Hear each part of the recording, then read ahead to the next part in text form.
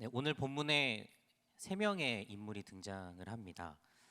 세 명의 인물을 한마디로 말하면 제자의 반면교사라고 생각하면 됩니다. 반면교사라는 말은 뭐 간단하게 말하면 이런 거죠. 저런 것은 따라하지 말자. 이게 반면교사죠. 그래서 따라하지 않겠다라고 하는 것을 통하여서 우리가 해야 될 것, 따라야 할 것을 생각해 보는 그 대상, 그 기준을 우리가 반면교사라고 하죠. 오늘 본문에 등장하는 세 명의 사람이 나오는데 이 사람들은 한마디로 이렇게 하면은 제자가 될 수 없다라고 하는 하나의 제자의 반면교사라고 볼 수가 있습니다. 뭐 성경을 읽어봤기 때문에 한 명 한 명 구체적으로 보지는 않아도 한번 생각을 해보면 첫 번째 사람은 예수님께서 어디를 가시는지 따라가겠다라고 하지만 예수님께서 여우도 굴이 있고 새도 둥지가 있지만 인자는 머리 둘 곳이 없다라고 하는 말씀으로 이 사람에게 대답을 하시죠.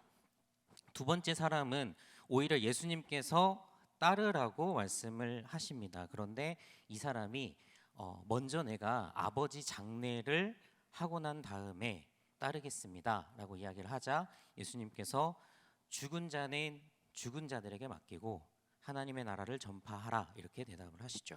세 번째 사람은 예수님을 따르기는 하는데 집에 가서 가족들과 좀 작별 인사를 좀 하겠습니다.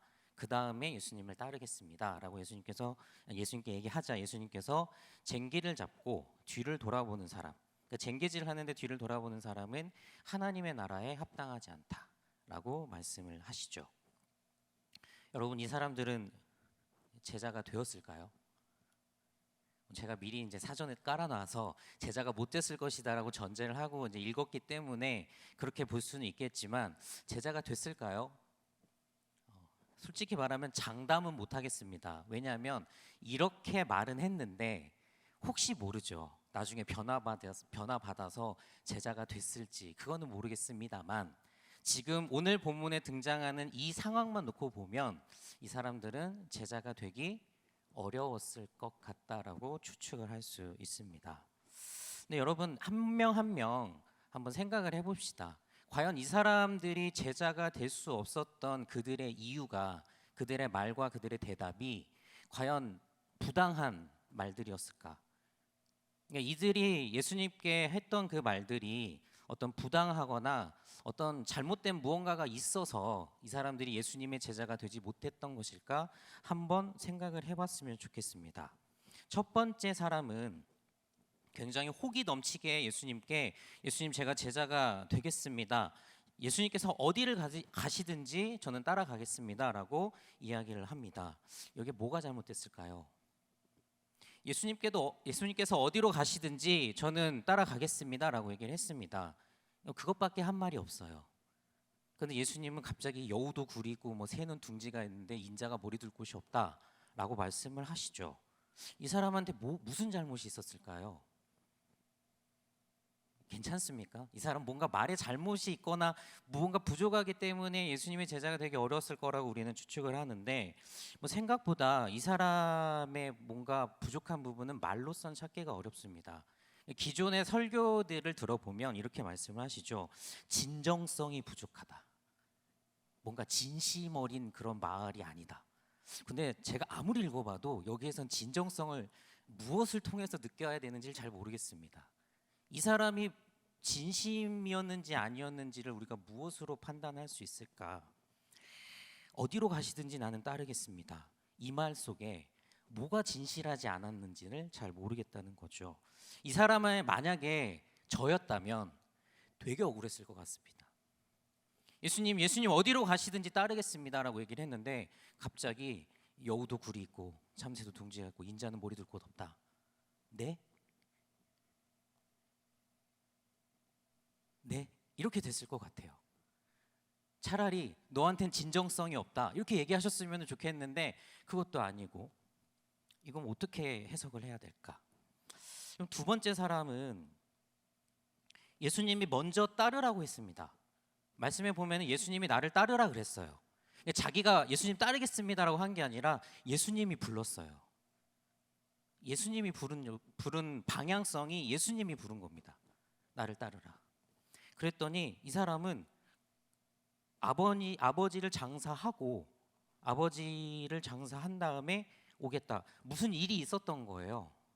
본인은 어떻게 보면 내가 따르겠습니다라고 얘기할 때는 내가 준비가 된 것일 수 있지만 나를 따르라 할 때는 내가 준비가 안 돼 있을 수 있죠. 갑자기 예수님께서 뜬금없이 그죠? 우리 성도님들도 갑자기 교구 목사님이 부서 목사님이 전화해서 갑자기 이렇게 하면은 당황스러우시죠. 왜? 나는 준비가 안 돼 있으니까. 내가 준비가 안 되는 상황에는 분명히 나에게는 이유가 있습니다.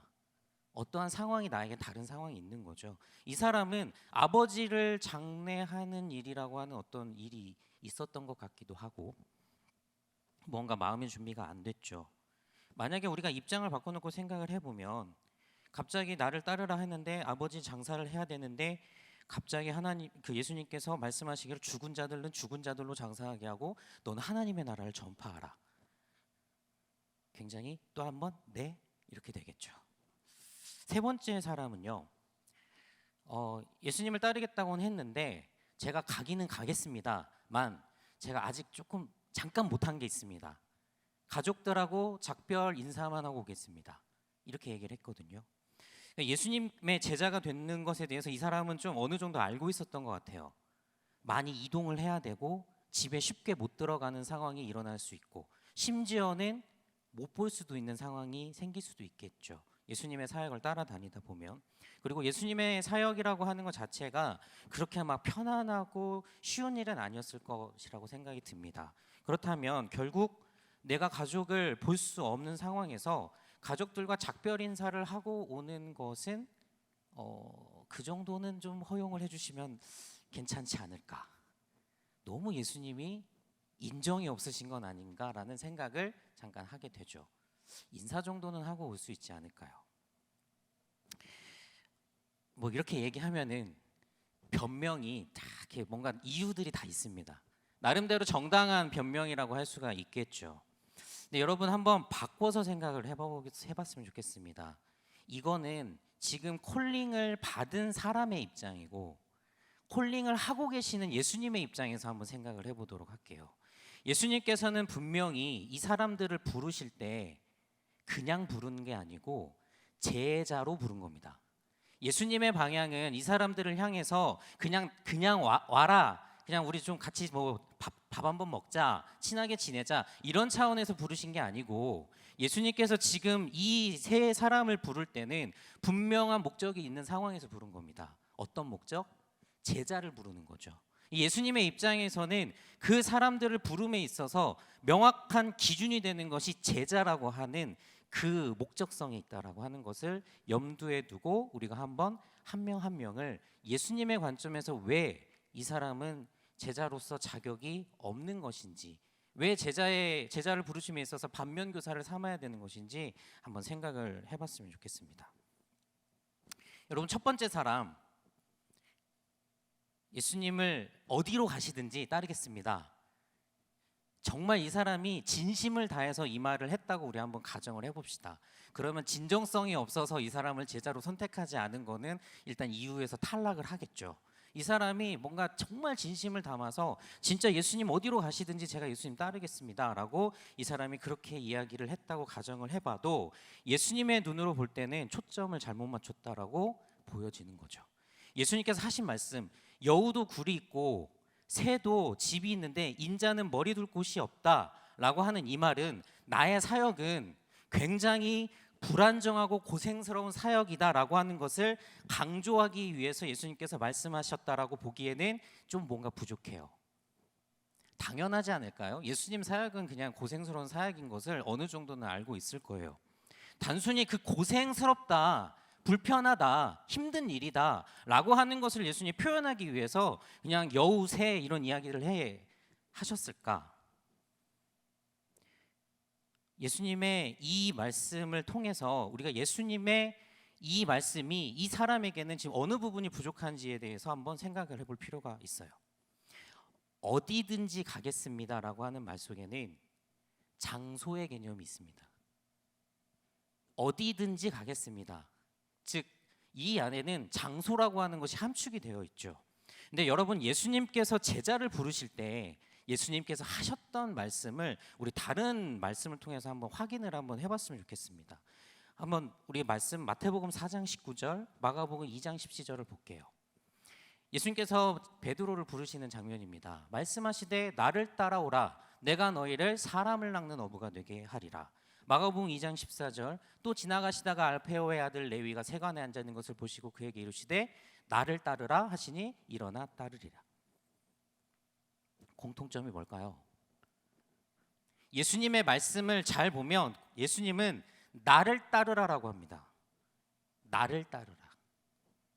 예수님께서 가시는 장소, 그 곳을 따라다닌다는 게 아니고 예수님께서 사람 제자를 콜링하실 때는 나를 따르라라고 부르시는 게 정확한 예수님의 표현입니다. 그렇다면 제자는 예수님이 가시는 장소를 따라다니는 사람들이 아니라 예수님 존재 자체를 따라다니는 사람이라는 걸 알 수 있어요. 예수님께서 만약에 장소적인 개념으로 제자를 부르셨다면은 내가 가는 곳을 따라와라 라고 예수님께서 말씀하실 수 있습니다. 그런데 예수님의 말씀, 콜링의 말씀은 나를 따르라입니다. 예수님께서 가시는 그 곳이 장소가 중요한 게 아니라 그 예수님이 가시는 그 예수님 자체가 중요하다는 거죠. 그래서 예수님의 콜링의 말씀은 나를 따르라입니다. 그런데 이 사람은 예수님을 어디든지 따라가겠다라고 하는 장소 개념으로 생각을 한 거죠.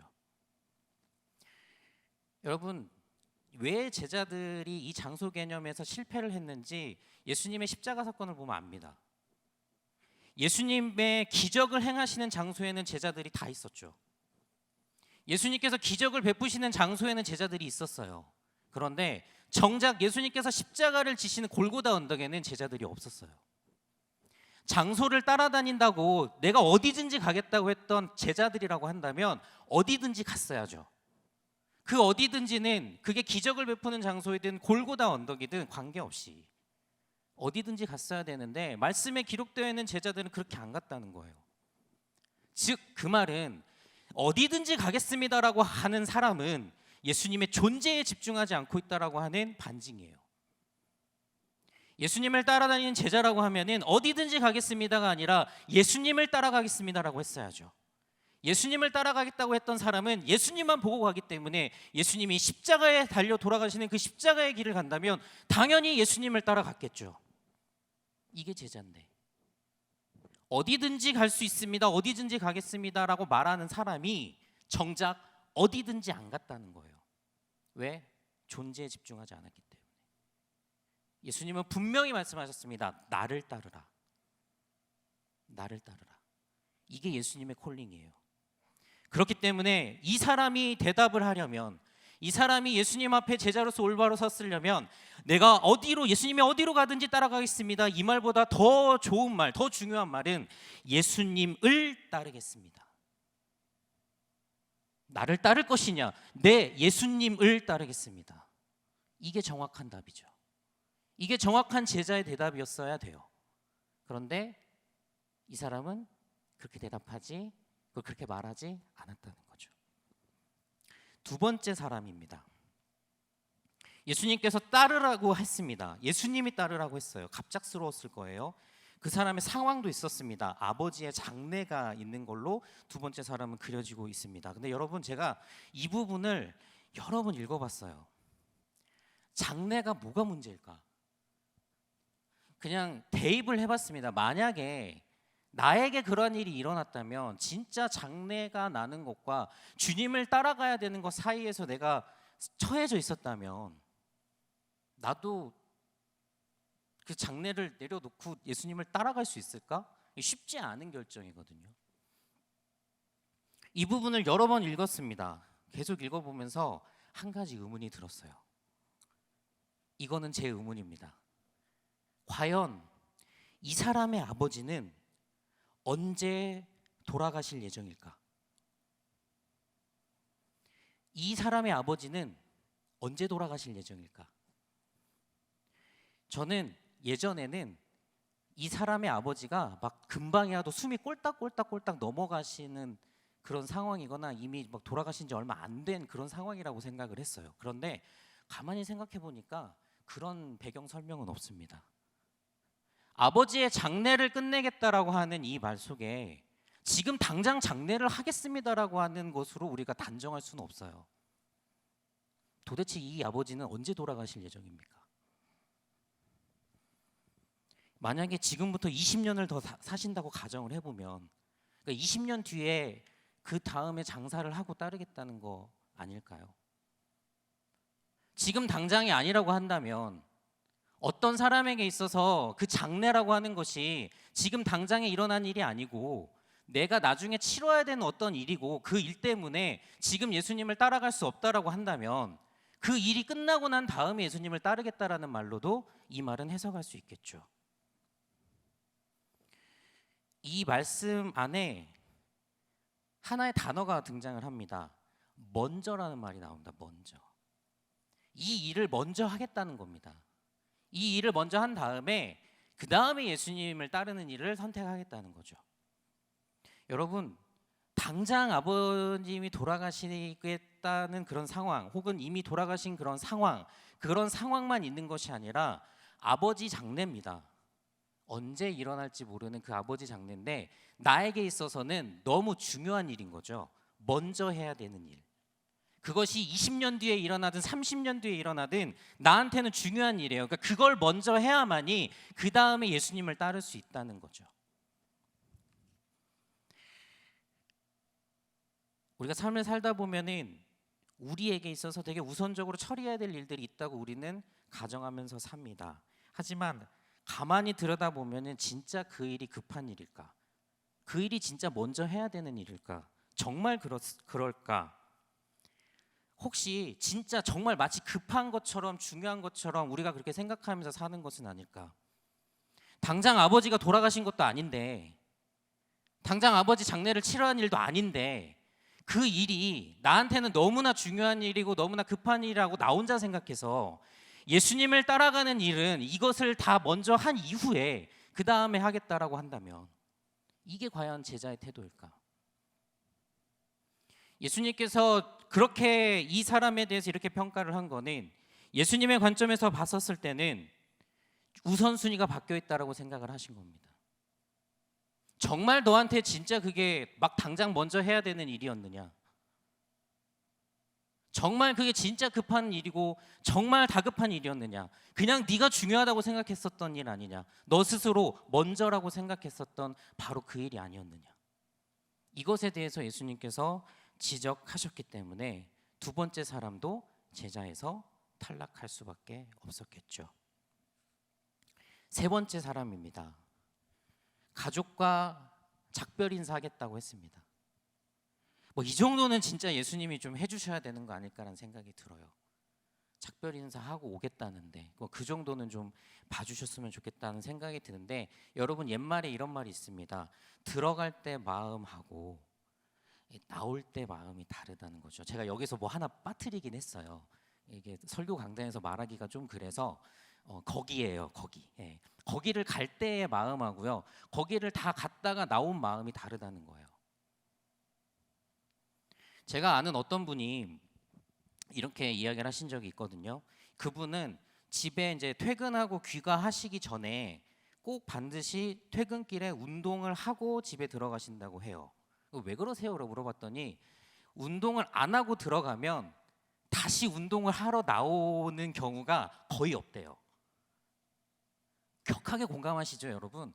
그러니까 운동을 해야지라고 마음 먹고 집에 귀가를 했다가 집에 들어가면 다시 운동을 하러 나오는 일이 거의 없대요. 그러면 이제 평생 운동을 못 하는 거죠. 그러니 아예 퇴근길에 운동을 하고 운동을 다 마치고 그러고 귀가를 하신다고 합니다. 여러분, 들어갈 때 마음하고 나올 때 마음이 달라요. 자, 작별 인사를 하러 갑니다. 가겠죠? 집에 갔습니다. 인사만 진짜 딱 하고 나오면 괜찮습니다. 그 정도로 믿음과 신뢰가 있으면 예수님께서 이렇게까지 험한 말씀을 하시진 않았을 거예요.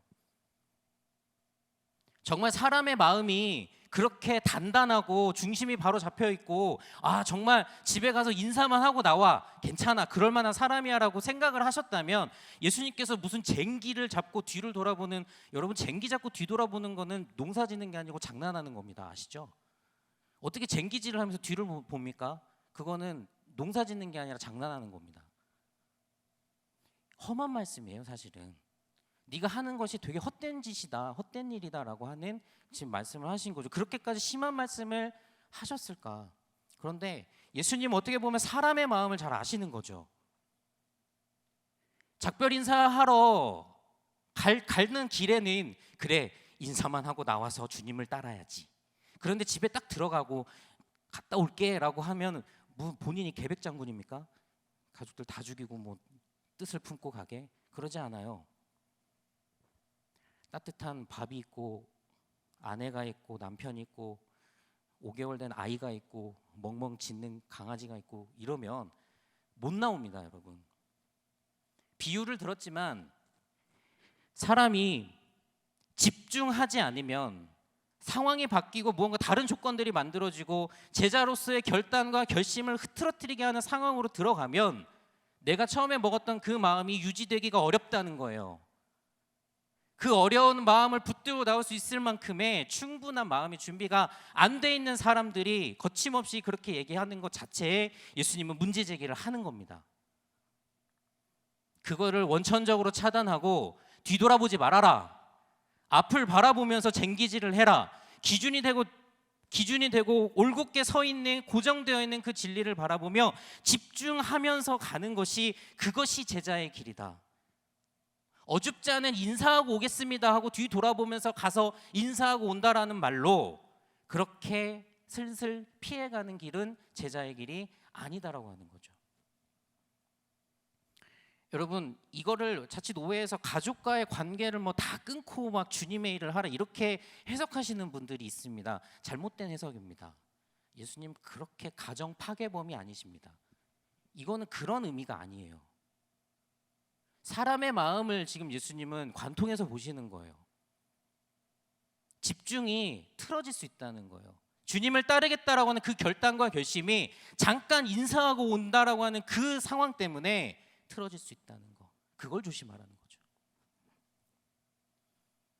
여러분, 이 세 사람의 이야기가 되게 정당했다라고 생각을 하실 수도 있습니다.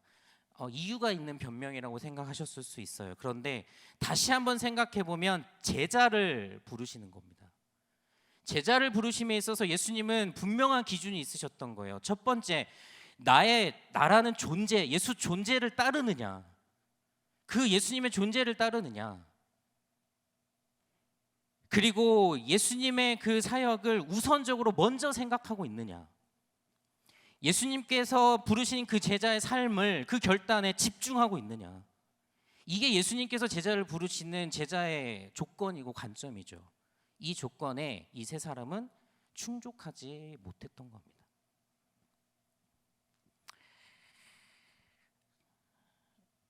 사랑하는 여러분, 이 본문에 등장하는 사람이 비단 이 사람들만의 이야기일까? 우리의 삶에 한번 비춰보면 좋을 것 같아요. 우리들도 예수님을 따르는 제자들이라고 말은 하지만 우리 인생과 우리 삶에 정말 많은 변명이 있죠. 이러이러해서 예수님을 따르기가 좀 어렵습니다. 이러이러한 이유 때문에 이걸 좀 먼저 좀 처리하고 저는 예수님을 좀 따라갈 수 있을 것 같습니다. 저 잠깐만 좀 제가 할 일이 좀 있는데 그거 좀 처리하고 와서 예수님 따르면 안 되겠습니까? 우리들이 정말 어떻게 보면은 하나 둘씩 잘 생각해 보면 우리들의 삶의 안에서도 이 사람들만의 이야기가 아니라고 하는 것을 알게 됩니다. 그런데 예수님께서는 분명하게 원하십니다. 예수님의 존재를 따르는 사람, 예수님의 따름에 그 예수님의 제자의 길을 우선적으로 먼저 생각하는 사람, 예수님께서 말씀하신 그 제자의 길에 집중하고 있는 사람, 예수님은 그 사람을 일컬어서 제자라고 부르시고 예수님은 그 사람들에게 제자의 사명을 주시는 겁니다. 만약에 우리가 거기에 미치지 못하고 한다면 우리가 아무리 길게 신앙생활을 한다 하더라도 우리는 어떻게 보면 제자의 입문에도 들어가지 못했을 수도 있습니다. 우리가 전제했죠. 이 사람들은 예수님의 제자가 되기 어려웠을 거라고. 다 이유가 있습니다. 왜 이 사람들이 예수님을 따르지 못했는지는 분명한 이유가 있습니다.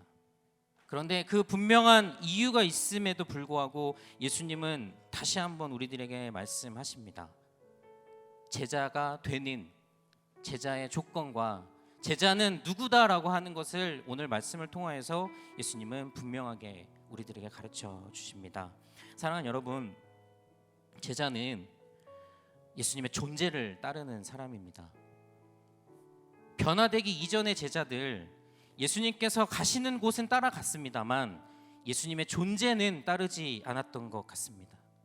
기적이 일어나는 장소에는 정말 너무 기쁜 마음으로 내가 제자됨에 흠취해서 어깨에 힘이 들어갈 정도로 누가 더 크냐, 누가 예수님이 영광의 자리에 가셨을 때 누가 오른쪽에 앉을 거냐, 누가 왼쪽에 앉을 거냐, 누가 예수님의 가까이에 더 갈 거냐, 그 정도로 예수님의 기적이 일어나는 장소에서는 그렇게 예수님을 따르는 것처럼 보였지만 정작 골고다에서 십자가를 지실 때는 그 자리엔 아무도 있지 않았다는 겁니다.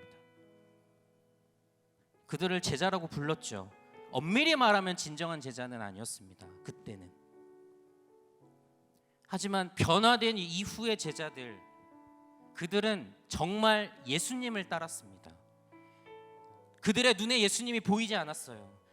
승천하시고 올라가셨어요. 보이지 않았어요. 그래도 눈에 보이지 않아도 그들은 예수님 자체에, 예수님 말씀에, 예수님 그 십자가에 집중했습니다. 예수님의 존재 자체를 따른 거죠. 예수님의 기적을 그들의 손으로 이루고 그들이 예수님과 함께하고 있음을, 그 예수님의 존재 자체에 집중한 그들이었기에 예수님께서 그들을 통하여서 역사하시고 그들을 제자로 부르셨습니다. 사랑하는 여러분, 나의 삶에 급한 것이 있습니까? 하나님께서 중요하게 생각하는 그것에 여러분 집중하시기를 주님의 이름으로 부탁을 드립니다. 내가 급한 거 말고, 내가 중요한 거 말고 하나님께서 급하신 거, 하나님께서 중요하게 생각하시는 거, 우리 거기에 집중하는 신앙을 갖기를 간절히 원합니다. 여러분, 진리에 집중하십시오. 진리에 집중할 때 우리는 쟁기질을 하며 뒤를 돌아보지 않을 수 있습니다. 여러분들이 진리에 집중하신다면 그 진리는 수천 년이 지나도 변하지 아니하는 고정되어 있는 것이기에 올바른 쟁기질을 할 수 있습니다. 그게 바로 제자의 길입니다. 거기에 집중하시는 우리 모든 운정의 성도들 될 수 있기를 간절히 부탁을 드립니다. 우리 이 시간에 주만 의지에 찬양하며 하나님 앞에 나갔으면 좋겠습니다. 우리가 제자가 될 수 없도록 하는 수많은 이유들이 있지만 하나님, 예수님께서는 그러한 우리들을 부르셨습니다. 나를 따르라고 주님이 부르셨습니다. 주님을 따르라고. 우리 주님께서 우리들을 그렇게 불러주셨다는 것을 생각하며 우리도 정말 진짜 진정한 제자가 되자라고 하는 마음을 담아서 이 시간 같이 주만 의지에 찬양하도록 하겠습니다.